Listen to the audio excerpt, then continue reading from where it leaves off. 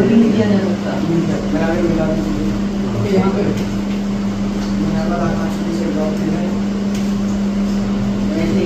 Actually ये जो theorem है ये कैसे हो कैसे ना है, इसके लिए हम एक ट्रायंगल लेते हैं।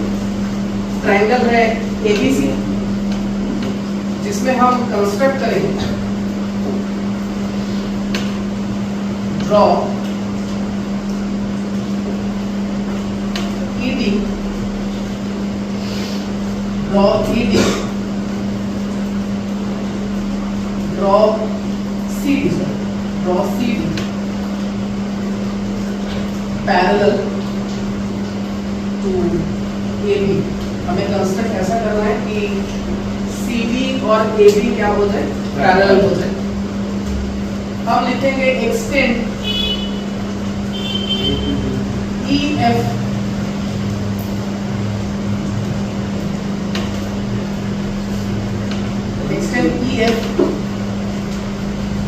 intersect extend EF and intersect CD at G। इस पॉइंट को हम क्या मानेंगे? तो हमने ये कंस्ट्रक्शन किया। हम कंस्ट्रक्शन में triangle AFE and triangle AFE and triangle CFG। Triangle AFE and triangle CFG, ये दोनों ट्रायंगल लेंगे।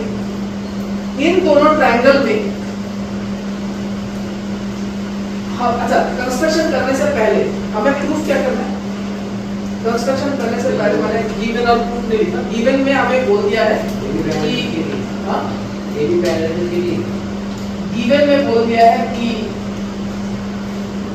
AE equals to EB means E is the midpoint of AB and AF is equals to FC। ये given है और हमें proof क्या करना है? टू प्रूफ में हमें प्रूफ करना है कि EF is parallel to BC and EF is half of BC। ये हमें प्रूफ करना है, मतलब हमें MPT प्रूफ करना है, मिड पॉइंट थ्योरम प्रूफ करना है।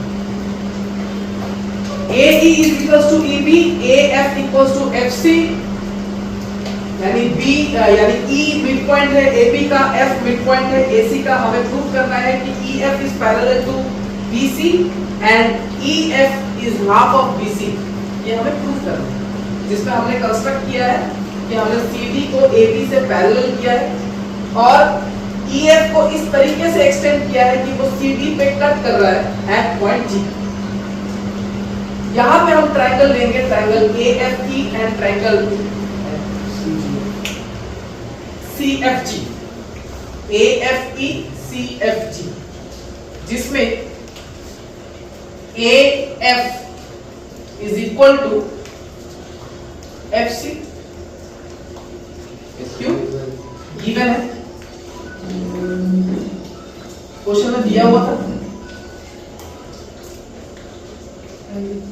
और जो कि हमने कंस्ट्रक्ट किया कि AB is parallel to CD, तो ये वाला एंगल और ये वाला एंगल इक्वल हो जाएगा alternate angle, right? Angle B angle EAF is equals to angle GCF, alternate interior angles। और यहाँ पे हमें देखिए ये साइड हमने इक्वल दिखाया, ये एंगल इक्वल दिखाया, ये एंगल किस एंगल के बराबर है? Angle AFE is equals to angle CFG जी वर्टिकली अपोजिट एंगल, जिससे हम ये बता सकते हैं कि triangle AFE is congruent to triangle CFG by ASA, angle side angle. तो ये कॉन्ग्रुएंट करने के बाद हम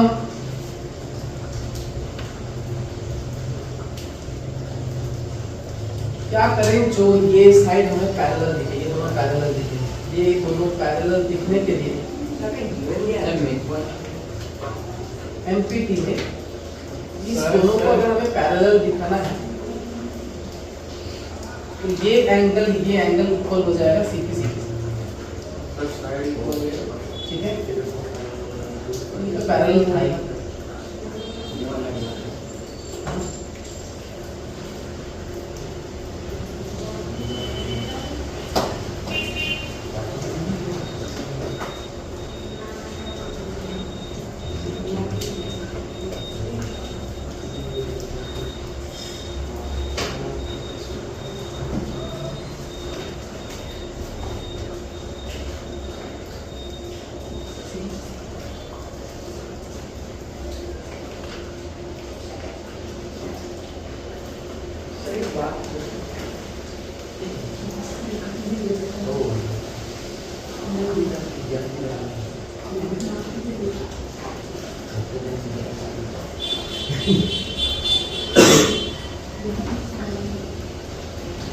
ओके, तो देखिए सीपीसीटी से अगर हमने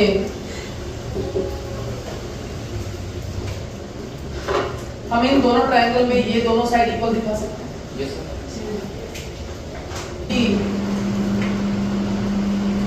ये साइड इस साइड के इक्वल है, AE is equals to CG by CPCT।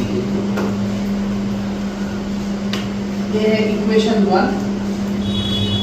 हमें ये भी पता है कि AE is equals to EB। E is the given limit दिया हुआ था,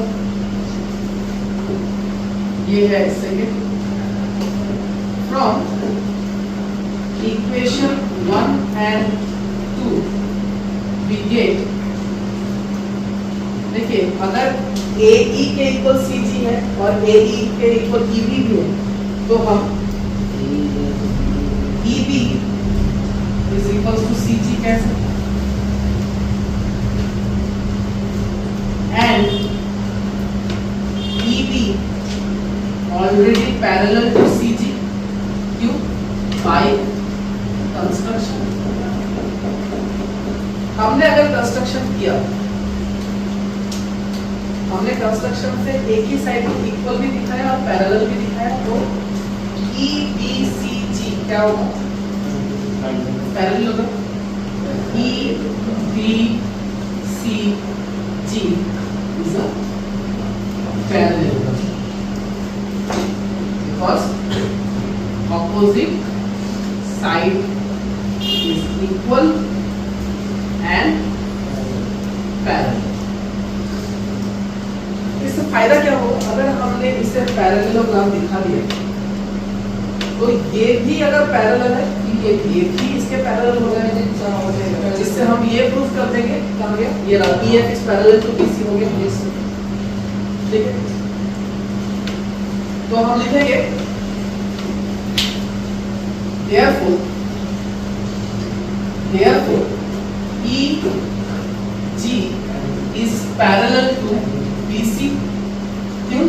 क्योंकि ऑपोजिट यहाँ पे लिखना है, ब्रैकेट में साइड में लिखना है, क्योंकि opposite sides of parallelogram are equal and parallel.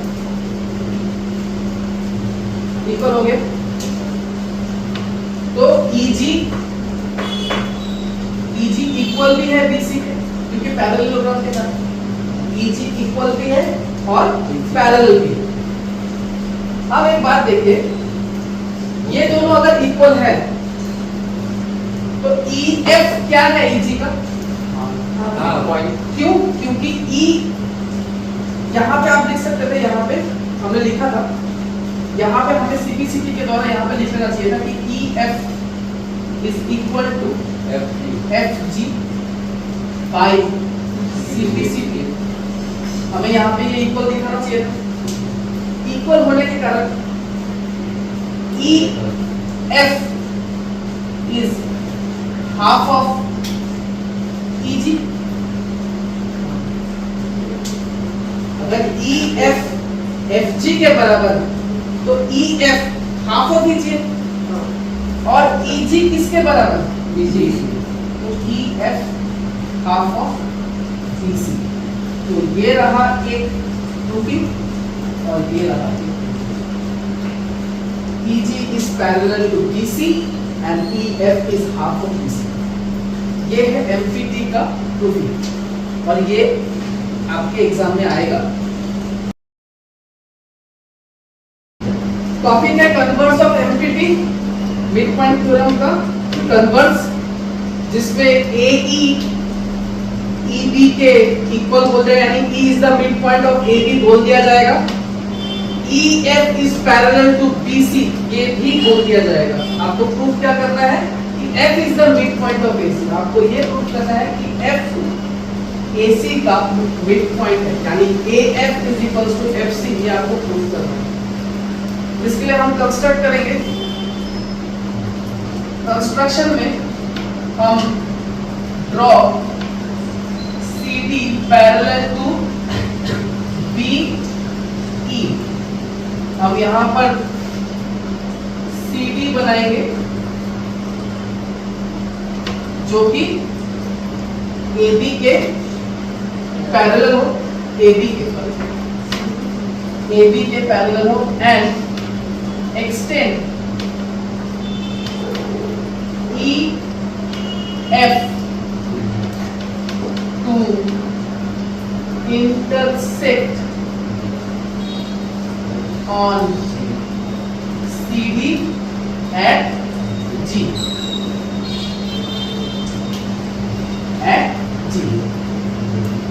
ठीक है, प्रूफ शुरू करते हैं।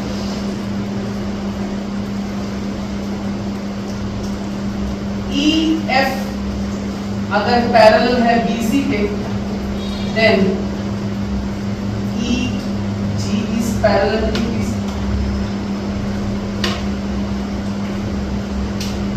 EG is parallel to BC, right? और and EB is parallel to CG by construction. और हमने EG को CG के EB को CG के पैरेलल कंस्ट्रक्ट ही किया है। तो एक ऐसा क्वाड्रेटर जिसके ऑपोजिट साइड्स क्या होते हैं? पैरेलल होते हैं, तो हम उसे पैरेललोग्राम कह सकते हैं। Therefore EBCG is a parallelogram. ध्यान रखिए प्लानिंग के ऊपर क्या करेंगे, हमें इन दोनों ट्रायंगल को कॉन्ग्रुएंट करना है। कॉन्ग्रुएंट करने के बाद इन दोनों ट्रायंगल का ये जो साइड है इसे इक्वल दिखाना है by the help of CPCP। ये हमारा प्लानिंग है। अब इन दोनों ट्रायंगल को अगर कॉन्ग्रुएंट करना है, इन दोनों ट्रायंगल को कॉन्ग्रुएंट करके इन दोनों साइड को हमें इक्वल दिखाना है by the help of CPCP। ये हमारा प्लानिंग है। तो उनके कॉन्ग्रुएंट तीन पार्ट जरा ढूंढ लेते हैं, नहीं तो हम कॉन्ग्रुएंट नहीं कर पाएंगे। उनके करस्पॉन्डिंग पार्ट प्लान कर लेते।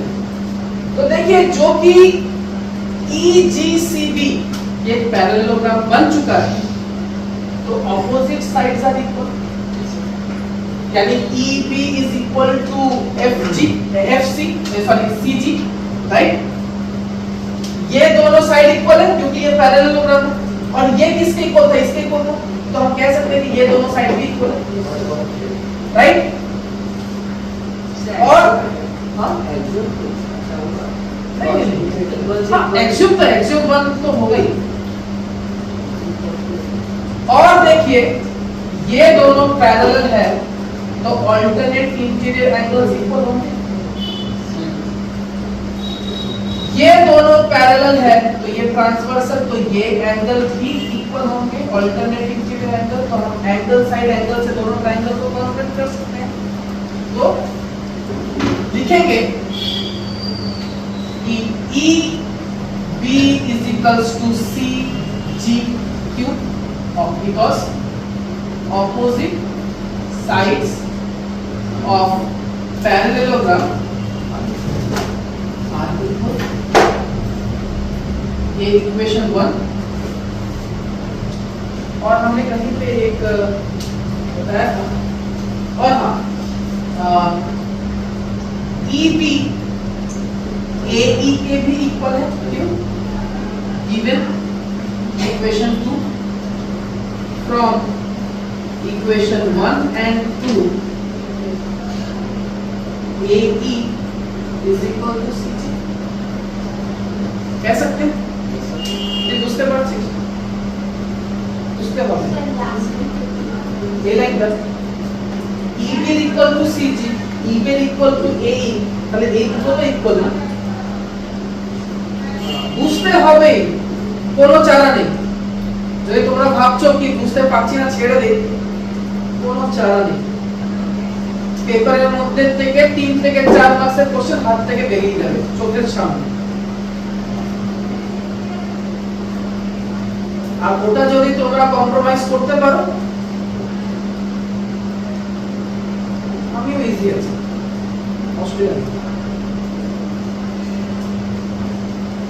AE is equals to EG हमने कर दिया, क्यों? क्योंकि हमें CG, क्योंकि हमें ये काम में आएगा मेरे प्लानिंग के हिसाब से, क्योंकि दो ट्रायंगल को कॉन्फ्रेंट करेंगे।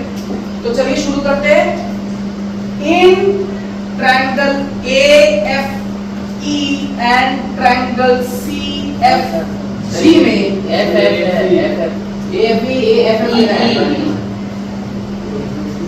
AE is equals to CG proved above, right? ठीक है। उसके बाद हम ये दो एंगल इक्वल कह सकते हैं, angle EAF is equals to angle GCF alternate interior angles. Same उसी तरीके से ये दो, ये एंगल और ये एंगल इक्वल हो जाएंगे। सर AE और CF हाँ AE याद है और CF CF CG AE is equals to CG, ठीक है। और angle AEF is equals to angle CGF for the same reason, therefore triangle AFE is congruent to triangle CFG by angle side angle, जिसमें हम कह सकते हैं कि AF is equals to CF by CPCT, hence F is the midpoint of AC।